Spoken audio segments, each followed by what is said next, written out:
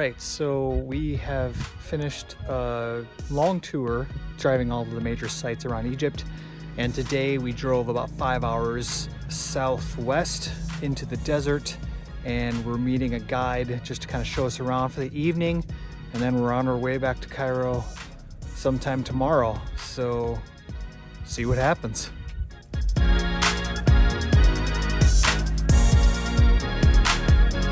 Got dropped off here at a part of the Black Desert, and our impression was that we're gonna have some kind of a guided tour, but no, the truck of different men that we didn't know we were gonna be with just dropped us off here and was like, all right, go.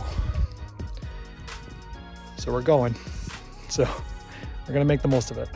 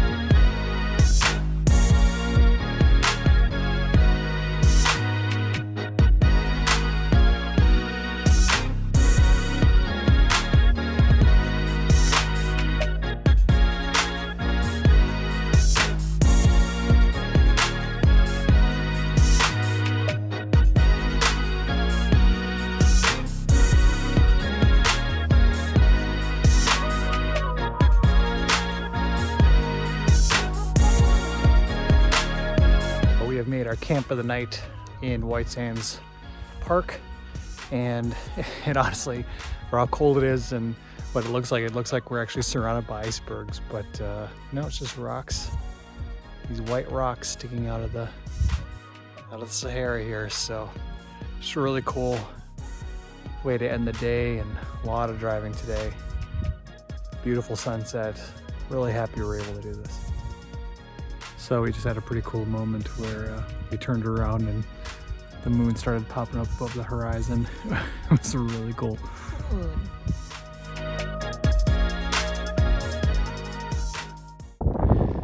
Well, it's a new morning in the desert, and we're starting off with a sunrise in the Sahara.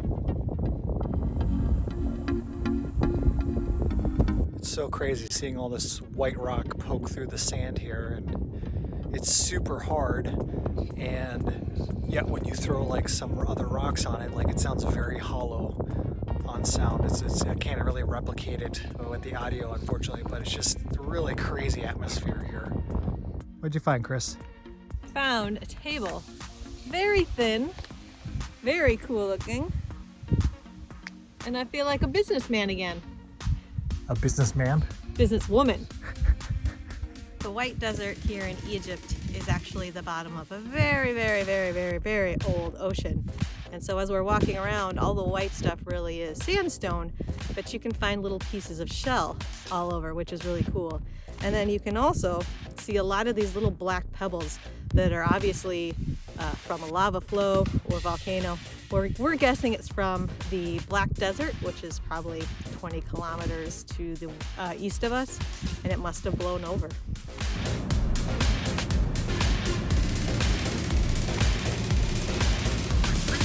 We made a quick stop at a place called Crystal Mountain, and basically it's just a bunch of quartz that's just shoving out of the ground to the sand. It's really crazy looking.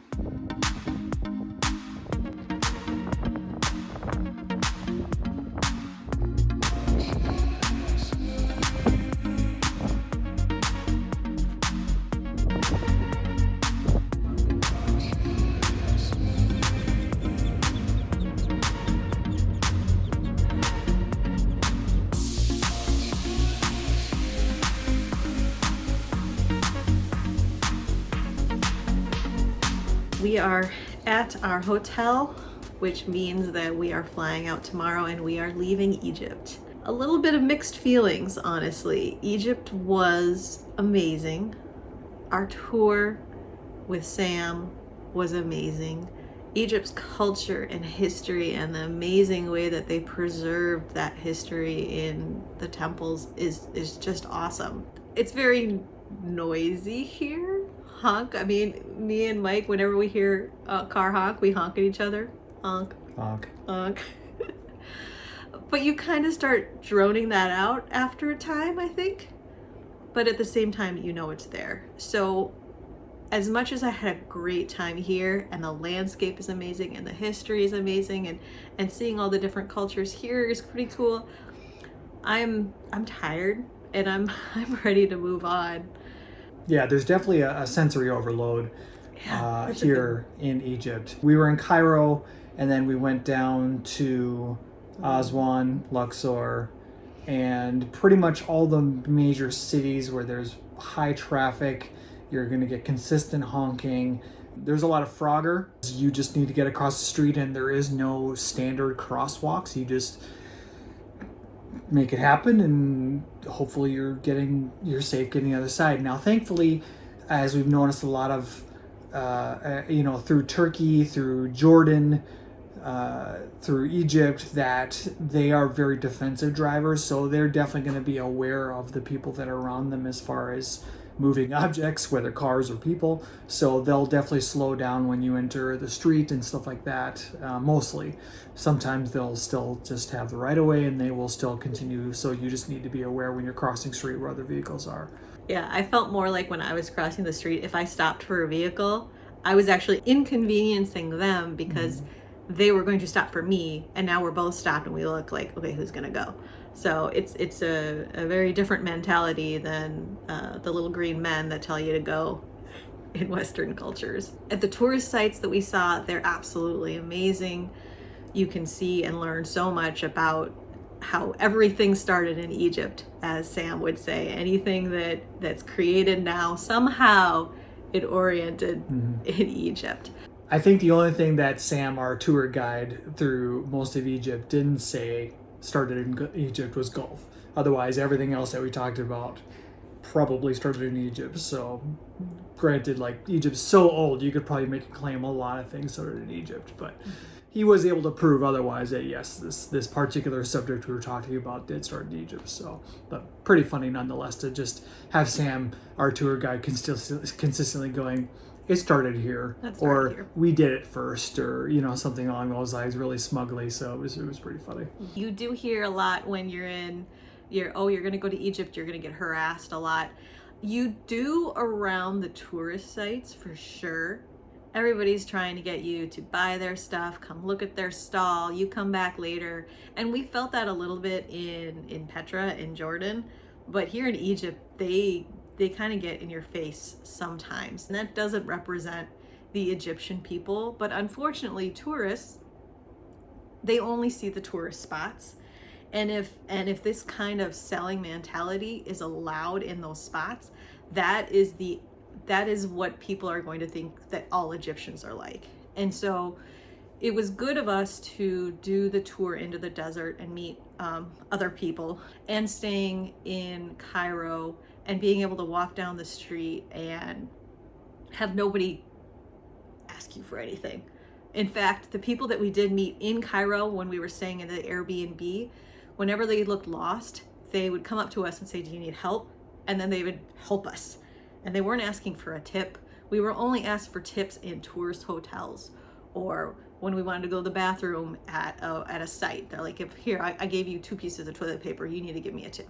So the tourist areas and those people do not represent what Egypt and Egyptians are, but unfortunately, that is what everyone's going to see. I think my personal favorite part of this trip was just being along the Nile, kind of regardless of where it was. As a kid, you hear about the Nile so much, and to be on it and to see desert, and then green, and then this beautiful Nile.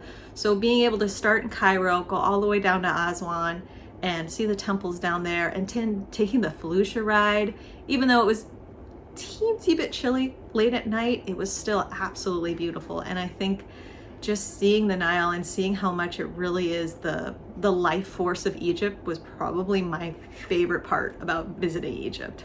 I'm happy that we were able to do a tour, because then it made it very comfortable getting around to the different locations, to the different tourist sites, temples, so on and so forth, than it would be to do it on our own. And you just kind of, I guess, have to judge that for yourself. But for us, I'm glad that we were able to do it in tour. Well, and Sam added so much information that we would never have learned on our own. Mm-hmm. There are signs in the tourist spots, but they don't tell you as much as you could know. And so having that tour guide give you all that background information, show you where to go, what to do, was absolutely worth it.